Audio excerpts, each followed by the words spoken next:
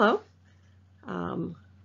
Welcome to Learning Revolution presents the Emergency Home Learning and More Summit. My name is Cindy Gaddis. I'm happy to be a part of this conference and bringing information to various people trying to educate during this difficult time. This topic is going to be called A Strengths-Based Education by Cindy Gaddis. And in form of introduction, I have been a homeschooling parent for the last 28 years. My youngest is now 19, so I am done. I have graduated 7 children, 6 boys, 1 girl, 5 by birth and 2 by adoption. And in the last 3 years, about 3 years ago, I opened a learning center for a strengths-based education to continue to help my community and create a replicable education system that could bring more options to various localities. So, to begin, in schools, we have a predetermined method, a predetermined time frame, which is what we call the scope and sequence, a predetermined motivation, which are the grades and the stickers, and a predetermined measurement, such as testing. That really creates a fixed mindset. And the result of this fixed mindset of having everything predetermined is you start losing the passion for learning because everything's being fed to you. You start learning not to think for yourself. I'm seeing that in my learning center as kids come out of middle school and high school into my space. They've kind of forgotten how to self-direct and have a passion for learning. People think, especially with all these people coming into homeschooling and trying to adjust the educational model as we're going online, they feel like if they follow the school scope and sequence, it's a recipe for success. And if they don't, they're going to have gaps and they're concerned they're going to fail their children. But the problem is, especially I'm going to focus in on that predetermined time frame or that scope and sequence. It creates a weakness-based learning system in actuality. And I'm going to kind of show you how that works. So here is, I just pulled off the internet, a typical report card, right?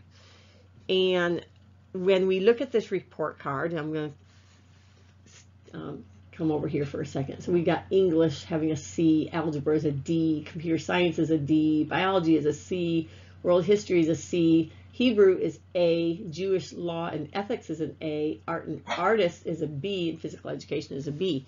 So we're going to look at that, and we're going to draw our attention and bring in our resources into the weak areas, right? Oh no, English, biology, algebra, it's weak. We need to strengthen those areas in this child and this young person to increase those scores so that he is got a solid generalist education. But when you look at that report card, we see some strengths, right? Obviously, this person is a creative person. They like languages. They like the law. They're interested, possibly. They're physical. So, but where our attention draws is to the weak areas. And that's why I say the education system, as we know it, tends to be a weakness-based education system. So what I did is I wanted to turn that on its head. What were my goals when I started homeschooling my children? And what ended up being most important to my grown children? I had at one time 2 of my young people going to college, and I decided to interview them separately and have them fill out a questionnaire. And one of the questions I asked them, again separately, was what helped them be successful in college, and they both answered the same thing: a love of learning and a work ethic. I thought that was fascinating. They didn't know what the other one was going to say, and they both said the same thing. This love of learning is based on your strengths, right? You're going to love what you're good at, what interests you, and then knowing how to learn, not necessarily filling in what other people want you to learn, but knowing how. So to instill a love of learning, it might mean that there's different subjects that they're interested in, like that person who loved languages and he liked the law. How many times do we have law classes in our schools? It's usually those 3 R's, and maybe he's not that interested, but maybe he'd become better at writing through law. Different motivation, therefore. You know, when you're motivated to learn other topics when it's through an interest. Okay, so if we want a different outcome, we have to adopt a different system. So like I said, I have this learning center. I have people coming through. These kids have forgotten how to have a passion. They've forgotten how to self-motivate themselves and want to learn for themselves. They're waiting for me to feed that to them and motivate them with either punishments, briberies, which I don't do. So it takes a while for me to help them learn how to want to learn. So anyway, the answer, the scope and sequence answer, is you create a learning environment that works with your child's natural bent or strengths. And the method answer, recognizing, understanding, and valuing your child's innate learning style that supports those strengths. Let me give you an example. All right, let me give you an example of the love languages. I'm going to assume that many of you know about the love languages. Last I know, there's 5 of them. Verbal affirmation, acts of service, gifts, touch, quality time. Okay, we actually all naturally gravitate to one or more. You know, we usually have a primary one. We have some, you know, we have little secondary ones, but let's say we have a natural bent to it, right? I like acts of service. I also like affirmations, verbal affirmations to some level, but those 2 are my big ones, especially acts of service. It's just my natural love language. My husband's is touch. It's just how he is created. He likes that. So here's the thing. It's transformative in our relationships when we understood that, wow, there are natural love languages that we didn't know existed. So in 35 years of marriage, I haven't changed his love language from touch to acts of service. So as he's trying to show his love to me through touch, I'm not feeling it because I want acts of service. And I'm giving him acts of service and he's not feeling it because he wants touch. So it's very interesting that I can sit there and keep going at my love language at him. It's not going to do any good unless I understand that he has a different love language and I try to present love in the way he receives it. It's exactly the same thing with education. We have a natural bend. We all do. You can't change that. I mean, we can nurture things. I mean, sometimes I don't know what I have naturally inside of me or an interest I have, so we want to expose them. But, you know, we have a learning style that we prefer. We have interests and gifts that are our own based on who we are. We have educational strengths. Okay? And when we understand that, it's transformative in education. It promotes a love of learning when we decide to say that's what we're going to focus on, is a natural bend. What's difficult in public education and private education is because there's too many children, right? How do you individualize to every person so that their natural bend is promoted? But in homeschooling, you can do that. And I do believe that you can do it in education. I feel like I'm doing that in my learning center. You just have to create a lot of space. So that's what we're going to be talking about. How can we understand that there's these natural bends? I want to quickly go through that because I do want to spend most of my time on a chart at the end that shows how I did a strengths-based education and how it can still cover all the bases. So how do we identify learning styles? We all have them. Do we test for the learning style? You can, but frankly, observation is going to be the most reliable form of knowing how someone learns. You know, I knew this kid liked ceiling fans because he was really interested in ceiling fans, so I started promoting that. He became, you know, he started knowing how to put them together, and then he started knowing electronics, the electrical, being able to put the electrical in it. I just kept feeding that interest. Instead of imitating the predetermined path to learning, we need to step back, because we remember a lot of us started in public education, so that's what we know. So that's where we start. So we have a lot of ingrained things in us. So the first thing we need to do is what we call deschooling, which means we need to start questioning our reactions and our expectations of what we see, what is called learning. When my child starts to count on her fingers, I went, and I stopped. Every time I'd go, when I'd see something, I'd say, why did I just react that way? Where did that come from? And is it true? So why did I react to the fingers? Because, well, that's supposed to be considered, oh, that's, infantile. You shouldn't need your fingers to count out math. Where did that come from? School. Somewhere along the line, I saw people being shamed for counting on their fingers. And then, is it true that this means you are less than? Or does that mean you're a tactile learner? Okay, it's time to start questioning our reactions, because they're often created in school, but it doesn't necessarily mean it's based on truth. Okay, and we also have to examine our own hurt or shame when it comes to how school affected us. If we didn't fit in school, we may carry a lot of that shame, and how we translate that shame is to push more onto our kids so that they don't have that shame, which then creates shame. Okay, so for your child, you're deschooling and translating learning from their play. You can watch them play and you will learn so much about how they learn, from the subjects they gravitate to, from their interests. You will learn a lot from watching those things. Watch how your child learns cognitively. What's their cognitive ability? I accept that all my children are not created equally intellectually. Some are more naturally gifted than others, and I'm gonna watch for that and base my things on that. Are they hands-on? What are they gravitating to? I have a right brain, left brain workshop presentation here in this conference if you want to go take a look at that.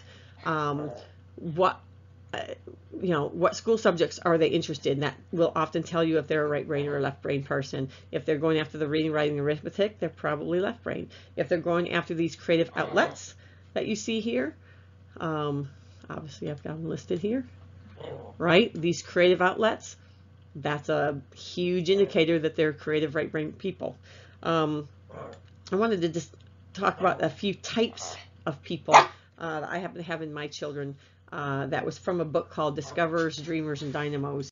Let me kind of, well, I guess I'm going to get to that in a minute. So, school subject choices. So here's a child of mine who loved ancient Egypt at 5 years old. I didn't like ancient Egypt at 5 years old. I didn't like ancient Egypt ever. That liking cultures at a young age is a right brain thing. I love this from my daughter. She gave this to me like she was 5 or 6. It says, "Mom, your eyes make me love you." And then she had these color swatches. And to me, I saw that as her first poem, because it's kind of deep for a 5-year-old to say it that way, just to say, instead of saying "I love you," right? Your eyes make me love you. It's almost poetic, isn't it? And she became a writer. School subject choices and timing. This is in my chart. Go watch that presentation if you want to know more about this. But right brain people are doing this at 5, 6, and 7, not these that you see in school. We need to value it's okay. And what I say in my presentation, everything gets covered, just in a different order. Method differences. So here's my Lego builder. Lego builders want to, I have a dog in the background, and I apologize for that. My Lego builder would like to process the information he was learning through building Lego. So when we were learning about pyramids, he built a pyramid. On the right hand side, my artist son, this is writing. A comic book started at 8 years old, went to 11 years old. That was writing. If you don't value that as writing, and there's a reason why that is, again, watch my other presentation, then you will be missing out on their particular method of learning how to write. Value their differences. You know, when you see a doctor, what is it that they need to learn to become a doctor? And then when you think of a carpenter, what will be needed to be valued to be a carpenter? And if you're a, let's say a park ranger, what in your education is valued that's different from a doctor, that's different from a carpenter, right? Everyone who's bent in a certain way has certain things in their educational life that will need to be valued more than others who are going in a different direction. We're not all going to be doctors, and we're not always going to be lawyers. We're not all going to be park rangers. We're all different. So we need all of us need a different education because we can't learn everything. All right, the dreamers, discoverers, and dynamos. So my artist was my dreamer. Do we value a dreamer? A dreamer comes with a set of ways that they learn. Then I have my discoverer, who is my builder. Builders, they like to discover. They don't want to be led. They want to figure it out. That's another way, and we have to value. That's how they like to learn. Then I had my dynamo. My dynamo, he was my risk taker. He was outdoors. He was moving. Do we value that? What comes with that? What kind of learning environment needs to be with a dynamo versus a dreamer versus a discoverer? And there happens to be this book that I read that I kind of pulled some of that from. Then we have, well, we're males and females. Just being male and female makes us different, right? We learn differently as men. We learn differently as females. Typical traits of a man: logical, proof-based, movement, risk takers, big picture thinkers, one-track mind. Not all, I'm just stereotyping here. Females, words, verbal, organized, multitasker, emotional. You know, what does that, I'm going to have to bring this dog up here. What does that bring in the educational realm when those traits are factored in? We know sometimes females were undervalued in the sciences and the computers and such, or males are undervalued in the arts or cooking, you know, things like that. There's stereotypes that prevent sometimes us from helping people pursue what their natural bent is. We can value both. Here's that on the left, that writing, verbal type of person and thinker and learner. And then on the right, you have the doers. You know, these two were imitating someone else who had been building something, and they're up there imitating it and being risk takers, and each of them should be valued for who they are as learners. Then you have social styles. Social styles impact how you learn. Introverts get energy from being alone. Extroverts get energy from others. So introverts might need more space to do independent work. As that's a stereotype. They have few close friends. They're highly sensitive. These are things to be factored in. The stereotype of the extrovert, they like group work. They like lots of friends. I need to process. I need to process by talking out with somebody. I just do. I can process to a certain level on my own, but I am much more creative when I get to put my ideas out against somebody else as I'm talking to them. They tend to be more leader oriented. So these are ways that impact how they learn, right? It impacts how they learn. So here's my son on the left. He was an introvert, but he was a natural leader. He loved being the creative lead on everything. He just wanted a few people that would follow him, and it really worked for him. Then on my right, he's also a leader type, very extroverted. Needed a lot of sports and movement and outdoor skill type of person, he needed more time to move his body before he was asked to sit down. You know, we didn't even try to sit down at a desk with him until 8, 9, and 10 because he needed to move his body more. But you know what? When I gave him a lot of opportunities to move his body, then we can do science outside. There's so many things we can do in movement, in learning, get that body need taken care of so that he can concentrate later. All right, let's see where we're at. Okay, input modalities. Again, these are all, we all have them, a natural bent to them. And in schools, they tend to do it one particular way in all of these. You know, sometimes it's favored against females. Sometimes it's favored against males. Sometimes, you know, creative people don't get their outlet. Sometimes, you know, it's the input modalities are not favored. So the visual spatial person is another label for the right brain or creative person. And the verbal auditory tends to be a label for a left brain person or someone who's good in school because that's what they use, right? They are left brain heavy there. My oldest artist was a visual, verbal, and auditory learner. My youngest dynamo, auditory, kinesthetic. So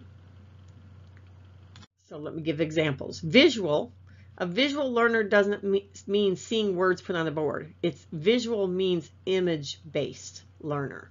They see images in their minds, so they need more images when they learn. Spatial. This is on the right is a great example of spatial awareness and spatial gift and how you learn. And there's actually a lot of things you learn spatially. An auditory person is someone who's good at listening. Some of my kids could hear something and completely remember it, and some of mine could not input it through the auditory at all very well, just very poor that way. But if I favored the input modality they were good at, I'm just telling you, as you favor their strength and your strength base, those weak areas will become stronger without pressure, because they are learning and progressing and they're feeling competent and confident, and those other things come in time. Kinesthetic movement. Kinesthetic means movement. They need to move. And there's a lot. I had a particular friend that told us all about how she took her very kinesthetic learner and he would be riding his bike around and around her while she'd do a read aloud. I mean, there's ways to get those movements in as you're helping them learn. Special differences. So you can have autism as a special difference. You're going to have to be aware that they may process slower. They have very particular interests. Go with it. My son that had the ceiling fan interest, he ended up going into, as you see on the right, he got into software that, you know, built homes, right? Architecture programs, because he wanted to put ceiling fans in it. So he actually went off into tangents based on that interest. If you're a high energy person, then there are special differences there. My particular high energy boy, he didn't read till he was 13 and 14. I mean, he was reading. I'm saying becoming a proficient reader until he was 13 and 14. And his birth father was in special education into middle school and has a lot of shame that he carries with that just because he didn't read. It wasn't that he intellectually was deficient. It was that something in his brain took him a long time to read. And thus with his son was the same way. But man, look at him outside. He was a natural with power tools. He was doing power tools, as you see. I think he was like 6 or 7 years old in this picture. He could do machines, mowing. We took off some of those safety things. The power tools, he show him once and he could do it. So where there's a relative weakness, there's usually relative strengths. So did we concentrate and worry about the reading? Yeah, we kept up with it, but we didn't put a spotlight on it. We spotlighted his strengths so that he felt confident and competent, so that when the reading came, he didn't feel shame like his birth father had to carry with him.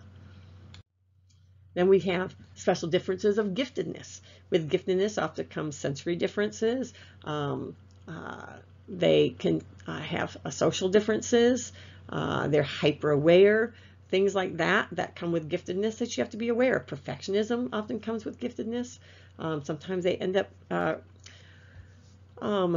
performing below their potential because of that perfectionism and such, and that they have a fixed mindset about intelligence instead of a growth mindset that we might have to be aware of. Special differences of low IQ. I had several that have a low IQ, but you know what? They still had strengths, and that's where we focused, and these other things came with time. Impulsivity often comes with low IQ, for instance, and it can be very frustrating. Here's my collector doll that my impulsive son saw. He was actually very creative, and he saw the patterns of her dress and wanted it, and was impulsively cut it up, and there it went. So your natural bend assessment, or your gifts and strengths, the StrengthsBased Education assessment tool. Are they right brain or left brain? That's going to bend in that direction. How does gender impact their learning? How does social style impact their learning? Input modality preferences. Are they visual, spatial, auditory, print, kinesthetic? I always thought I was auditory, but in actuality, I'm a print-based learner. My kids would ask me questions across the room. I would have to go and look at the print in order to help them. I couldn't actually process auditory, and I thought by being a print learner that I like to see the words written out, that meant I was an auditory person, but actually I think there might be something called a print learner. What other special differences are there? Autism, high energy, outdoors, gifted, lower IQ, impulsive. What kind of things are impacting learning that you need to know about? And bring out the good side. Everything has a good side, even with the special differences, if you look for them instead of looking at the negative. If you're looking at the weak side, you know, my son with autism, I have 3 sons with autism. The one that ended up going to college and is highly successful, and which, you know, a very low percentage of kids with autism end up being able to hold jobs and be independent. He thanked me when he got older, saying, "Thank you for homeschooling me. Thank you for being strengths-based." He knew he would have spent all of his years in special education working on his weaknesses. But instead, this was a kid at 9 and 10 years old that said, "I am so talented that I don't know what I want to be when I grow up. Do I want to be a Lego creator? Do I want to be a train engineer?" Those were some of his interests at the time. He just thought he had the world was his oyster. But he didn't learn to read till he was 10 and 11. His math facts and stuff didn't come in till later, although he had a math knack for things, and then he ended up going to computer programming at 13. So he learned to read at 10 and 11 and was reading computer programming books at 13. But he still had a relative weakness in writing and English skills because computers and math were his primary language. So there's always things to look for in their strengths. Let them fly. Let them have a firm foundation of confidence and competence in what they are good at. And there is time, I promise you, and I'm going to show you next, that there is time to worry about the weaker areas. And this is where we are. I'm going to take even though I'll go over, I'm going to take about 5, 6, 7 minutes to go over this chart, if you can see it fairly well. So this is what happened. This is how I translated what happened in our homeschool for my first 3 children. Okay, my first, so DS1 is my artist son, DD is my writer daughter, and DS2 is my computer science guy.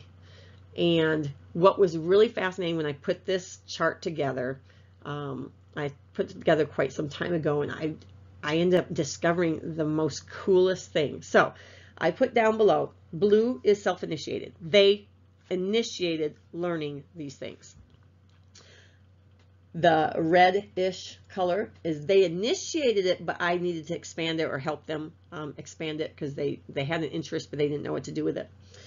And then green is going to be that I initiated them learning it.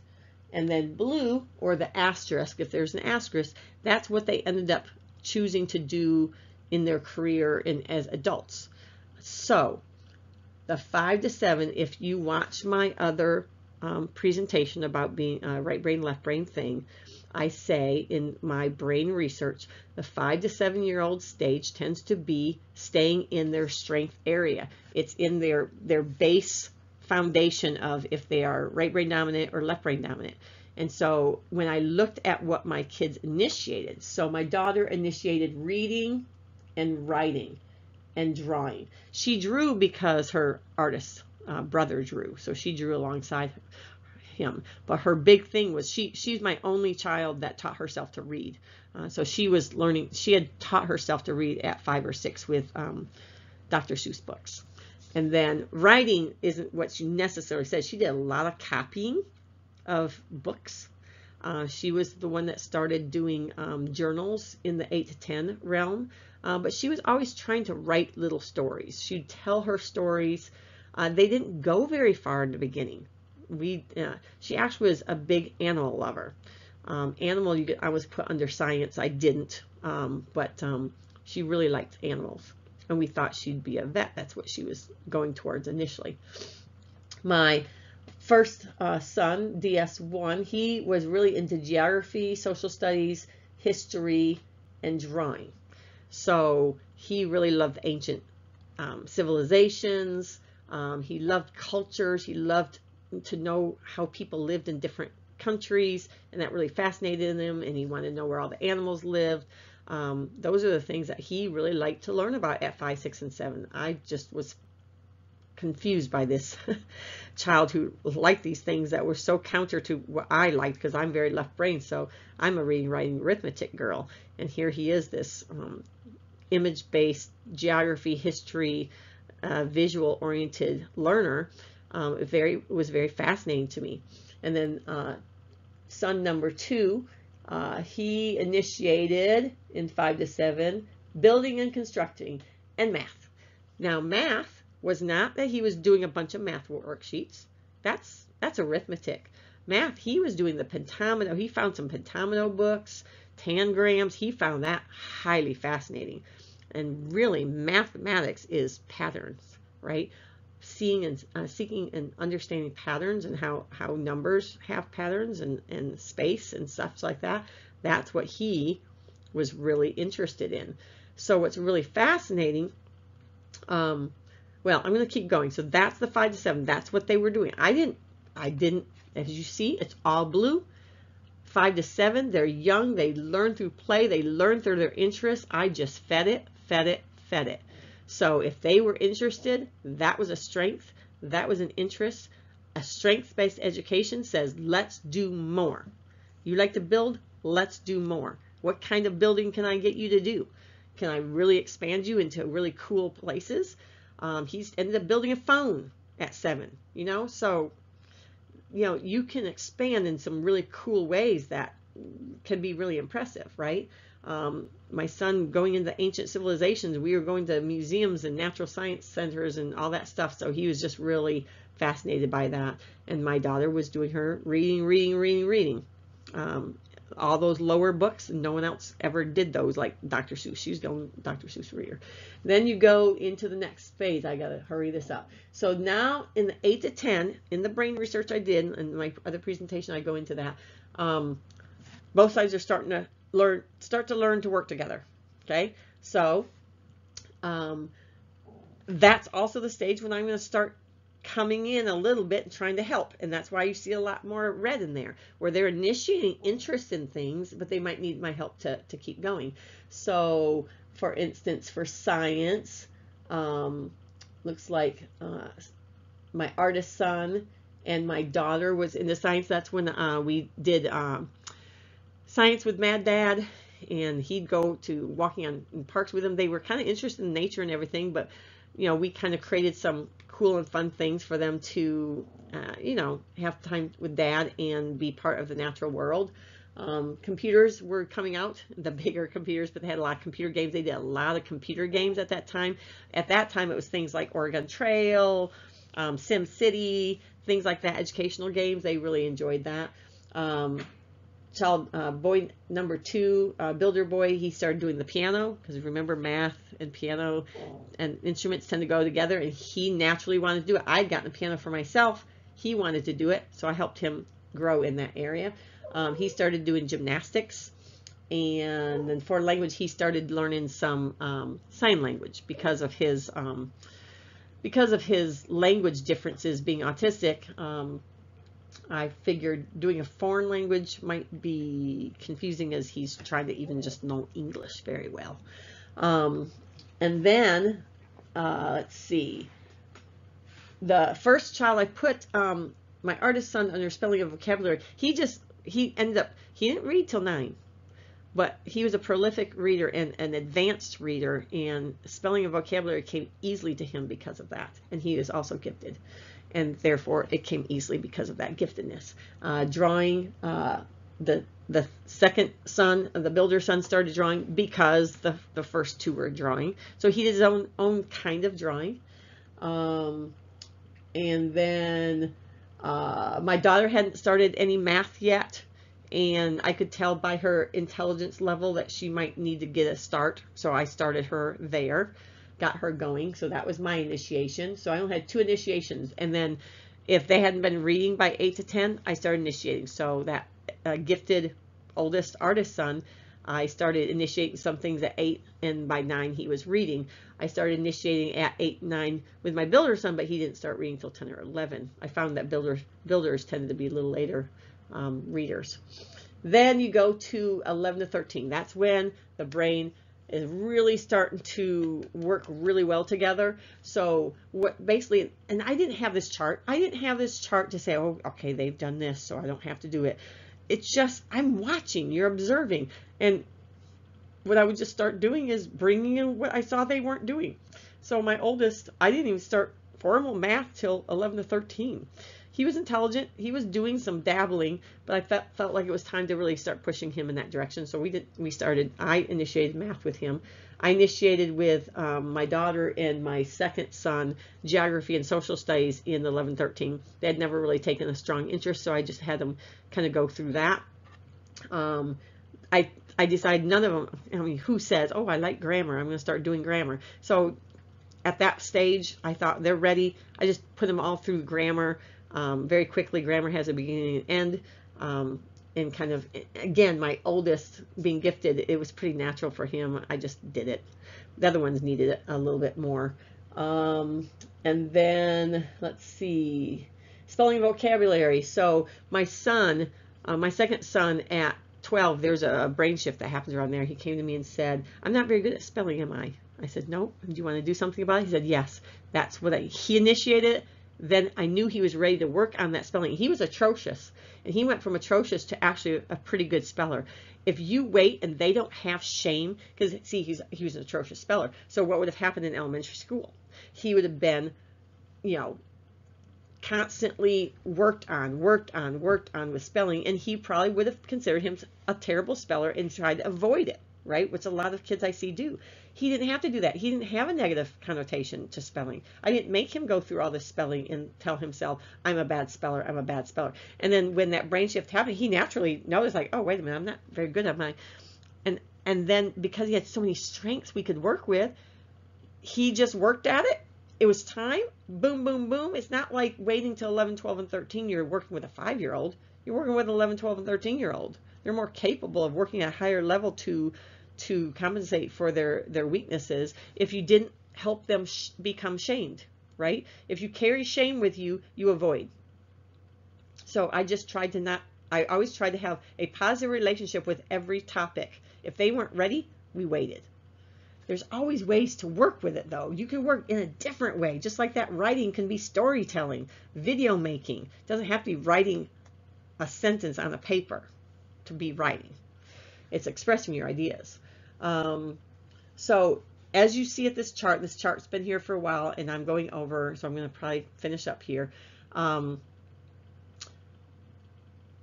The gaps got filled in. They initiated a lot, and there's even, as you see in the 14 to 16 year realm, that initiation happened. That oldest son started really wanting to do Japanese things, so he started learning Japanese as a foreign language for physical ed. He started doing katana. No, not katana. There's a type of Japanese fighting sword thing. And he started actually doing the, what is that? The Zelda ocarina. He started learning that. I consider that an instrument.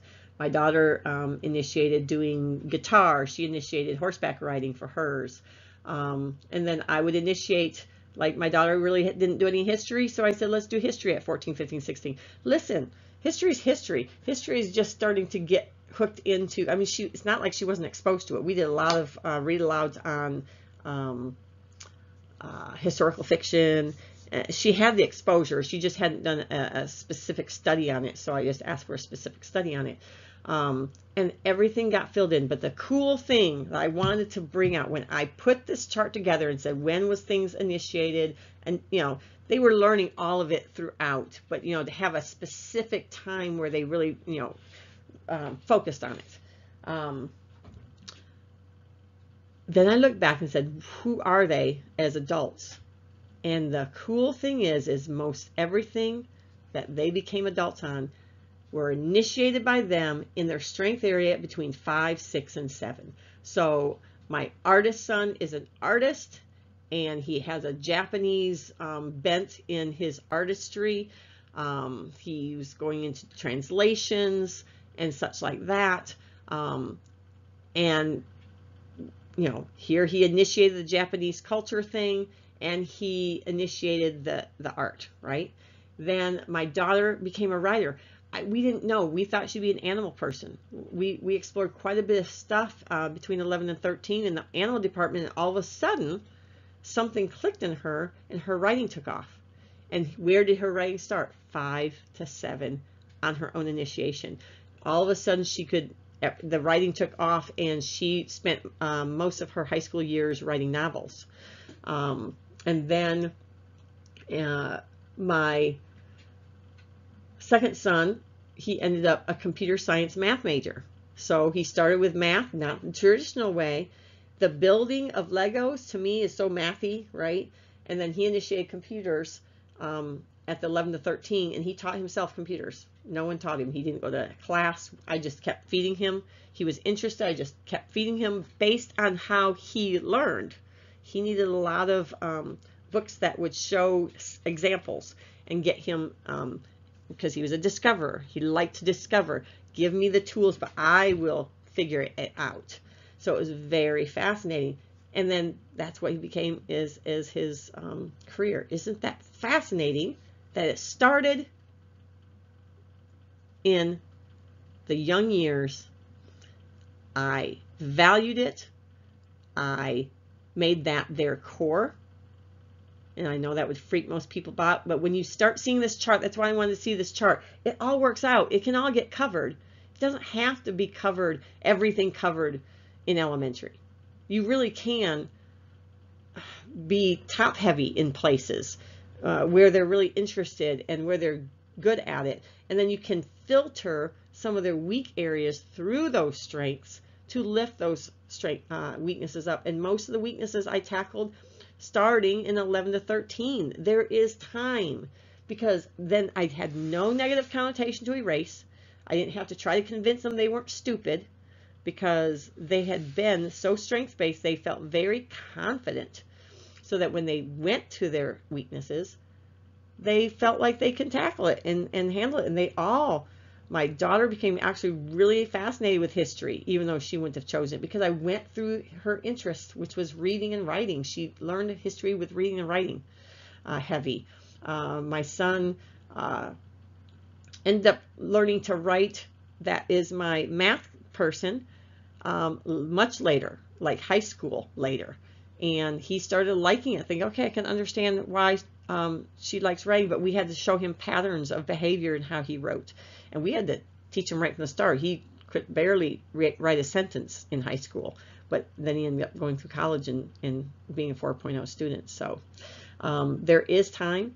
When you are strengths-based, you don't have to erase shame and negative connotations to subjects.